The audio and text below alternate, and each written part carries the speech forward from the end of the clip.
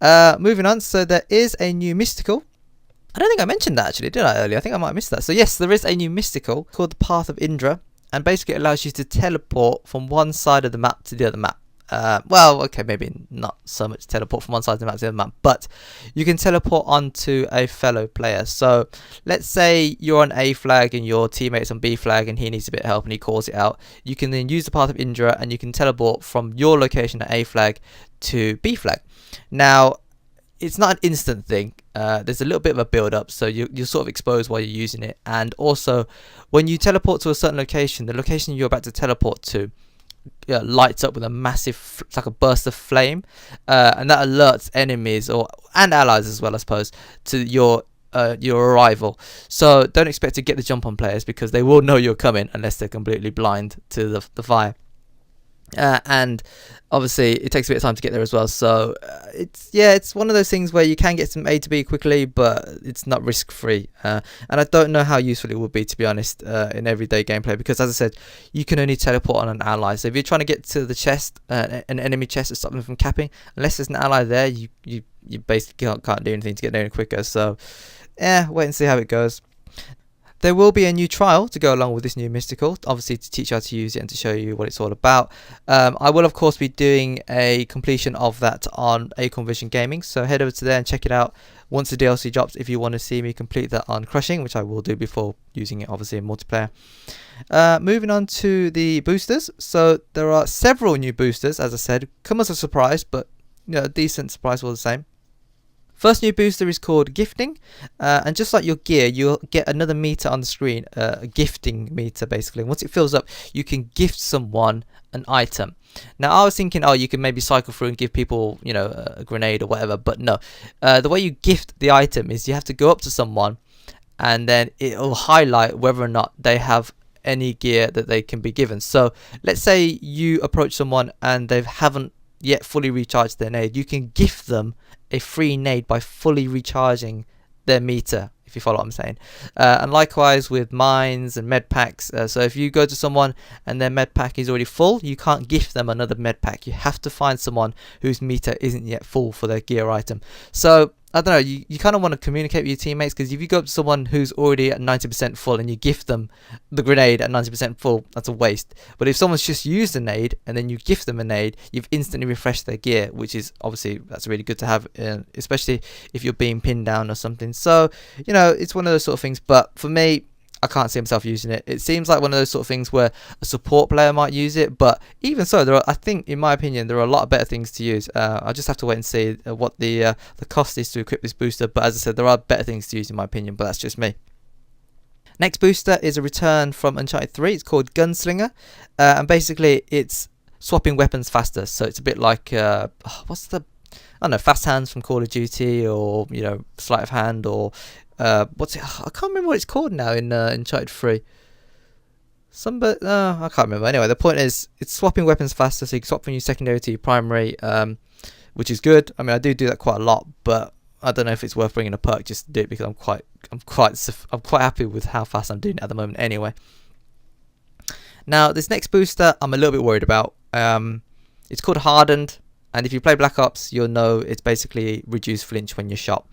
And it's in Black Ops 2, it sort of ruined the game because everyone was using it. Okay, it's one of those perks, a bit like stopping power from Modern Warfare 2. Everyone was using it, and if you didn't use it, you were slightly at a disadvantage, because so if you play Call of Duty, you'll know what I mean by flinch reduction. But if you don't play Call of Duty, I'll explain it to you now. So basically, when you get hit by an enemy player who's shooting at you, your scope goes up, not scope. So if your crosshairs will jump up slightly because of the flinch, and that's what accounts for quite a lot of the headshots that I get killed by in Uncharted 4. And I imagine you've experienced this one. It's really frustrating. So you're shooting an enemy, they shoot you, and then you shoot them back, and then obviously their crosshairs go up and hit you in the head, and they get the kill even though you shot first, which is totally BS. Happens a lot in Black Ops 2 unless you've got flinch on, as I said, with flinch reduction. And so I don't know, it's one of those things where I hope it's not as bad as I fear it is, but I feel like that's going to be the next perk that everyone's going to be using, like without a doubt, because it's something that I just figured that they would reduce the kick once you get hit by a bullet, but they put in a booster instead, which I genuinely don't understand the thinking behind it. They even said on stream that they think it's going to be a really popular perk booster, and yet they feel that they're going to put it in, and it's like, I don't understand that. Also, they compared it to Uncharted 3's Pain Wobble, so not only does it work with normal weapons, it'll also work really well with scope weapons. I think there's a bigger percentage of reduced flinch when you're using with a scope weapon. So obviously with a sniper, if you get hit slightly, your shots will go way off compared to if you shot with an AR, obviously because you're not zoomed in. So yeah, looking forward to seeing what that's about, but a bit disappointed at the same time. And the final new booster is called Enhanced, and basically this shows you a larger section of the map in your radar. So in the radar, normally you can only see maybe a room or something that you're in, but by using this enhanced radar, you can see a much larger section of the map, which I think is really good.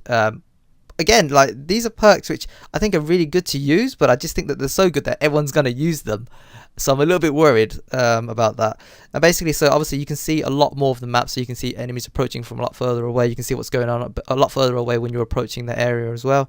And if you upgrade it to a certain level, you can actually get a VSAT view. So again, if you don't play Call of Duty, basically you get advanced radar. Again, if you don't play Call of Duty, you won't know this, will you? So, oh yeah. So the Staff of Ironmonko, if you can upgrade that to a certain level, or if you mod it to a certain level, you can see the direction that your enemies are facing.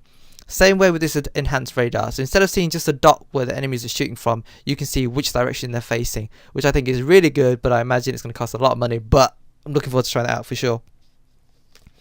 And that about wraps up all the main additions of the DLC.